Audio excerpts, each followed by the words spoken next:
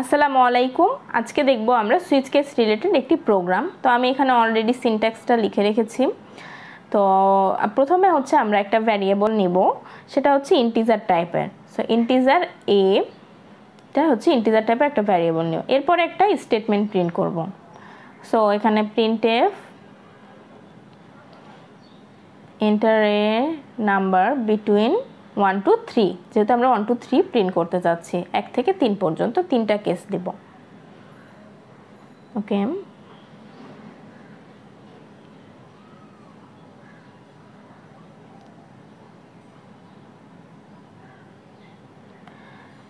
দেন এরপরে হচ্ছে আমরা যে ভ্যারিয়েবলটা নিয়েছিলাম সেটাকে স্ক্যান করব scanf এর মাধ্যমে। So scanf, so format specifier use করব %d, then address of a।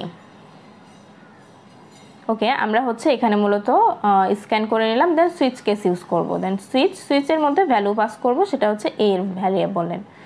দেন এর মধ্যে সেকেন্ড ব্র্যাকেট দিয়ে সুইচ কেসের কেসগুলো শুরু হবে। তাহলে সুইচ কেসের ফার্স্টে কেস হচ্ছে শুরু করার আগে আমি বলি যে ভ্যালুটা নিয়েছিলাম স্ক্যান করেছিলাম সেটা সুইচ কেসে পাস হবে। দেন কেস শুরু করব কেস 1। সো কেস 1 এর মধ্যে আমরা একটা স্টেটমেন্ট দিব। যেহেতু কেস 1 যদি আমার হচ্ছে ট্রু হয় তাহলে সেই কেসটা এক্সিকিউট হবে, আই মিন যে স্টেটমেন্টটা এক্সিকিউট হবে। তো কেস 1 এর ভিতরে একটা printf এর মাধ্যমে একটা স্টেটমেন্ট দিব যে ইউ চুজ 1।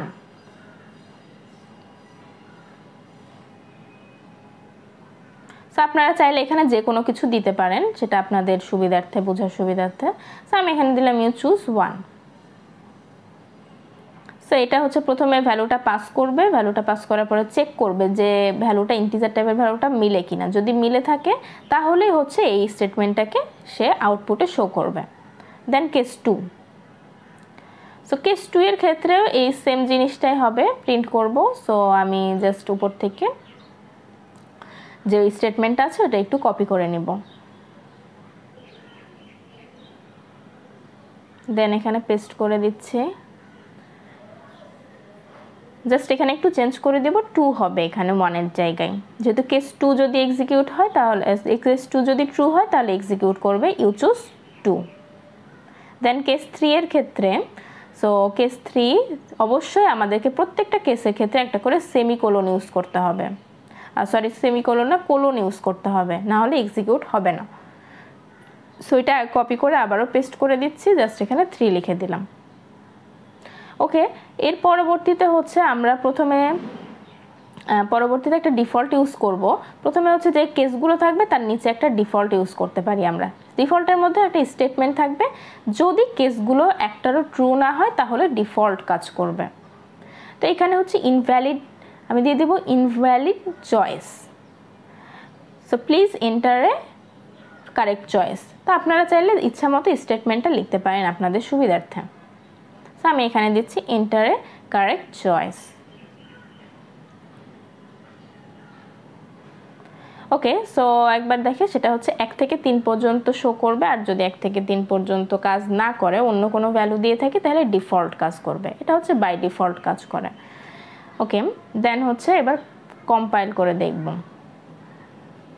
সো প্রথমে হচ্ছে একটা ভ্যালু দিব আমরা 2 দিব, কারণ কেস 2 দিব তাহলে কেস 2-তে যাবে। ওকে, দেন 2, সো এখানে আসবে ইউ চুজ 2। এভাবে প্রত্যেকগুলো ভ্যালু চলে আসতেছে এখানে লাস্ট পর্যন্ত, 2 থেকে লাস্ট পর্যন্ত আসতেছে। এটা কেন আসছে? এখানে অবশ্যই কোনো প্রবলেম আছে। তো এখানে আমরা জাস্ট একটা ব্রেক নামের কিওয়ার্ড ইউজ করব। সো ভ্যালুটা পাস করার পরে কেস 1-এ আসলো, ট্রু হয়নি, তার মানে কেস 2-তে চলে গেল। এখানে চেক করলো, তারপরে বাকি সব নিয়ে নিচ্ছে কেস 2 থেকে ট্রু হয়। সো এখানে একটা ব্রেক কিওয়ার্ড ইউজ করব, যে ব্রেক কিওয়ার্ডটা কেস 1 কাজ করার পরে অটোমেটিক ওখানে স্টপ করে দেবে। সো আউটপুট দেখি কি আসে। সো এখানে আমরা দেব 1। সো কেস 1 এর সাথে, তাহলে 1 মানে হচ্ছে 1 এর সাথে ম্যাচ করবে, তাহলে এই যে you choose 1। So you choose 1 যদি হয়ে থাকে তাহলে পরেরগুলো আর কাজ করবে না, কারণ আমি এখানে ব্রেক কিওয়ার্ড দিছি। 1টা এক্সিকিউট করার পরবর্তীতে সেটা স্টপ হয়ে গেছে ওখানে। দেন আবারও যদি আমরা হচ্ছে আউটপুট দেখি তাহলে কি আসে। সো এখানে আমরা এবার দেব 2। 2 এর ক্ষেত্রে সেম প্রবলেমটাই হবে যে চুজ 2 চুজ 3 ইনভ্যালিড এরর মানে পুরোটাই চলে আসতেছে। তাহলে আমরা প্রত্যেক ক্ষেত্রে ব্রেক ইউজ করব এখানে, যাতে আমাদের পরবর্তীতে মানে একটা কাজ হওয়ার পরে সেখানেই যেন প্রোগ্রামটি স্টপ হয়ে যায়, পরবর্তী কোনো কিছু থাকলে সেটাকে চেক করবে না। সেক্ষেত্রে আমরা ব্রেক কিওয়ার্ড ইউজ করে থাকি। এবার হচ্ছে চেক করব আবার 2 দিয়ে। ওকে, ইউ চুজ 2। ওকে,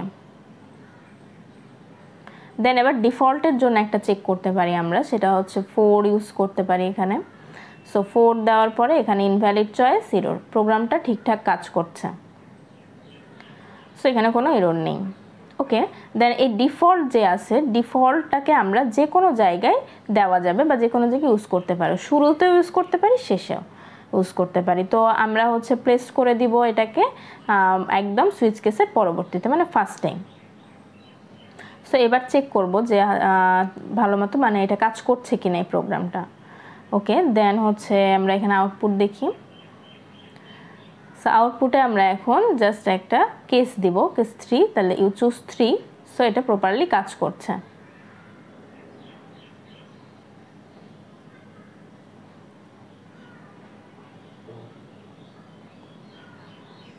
সো ডিফল্টটাকে আমরা যে কোনো জায়গায় ইউজ করতে পারি, ফার্স্টে অথবা লাস্টে।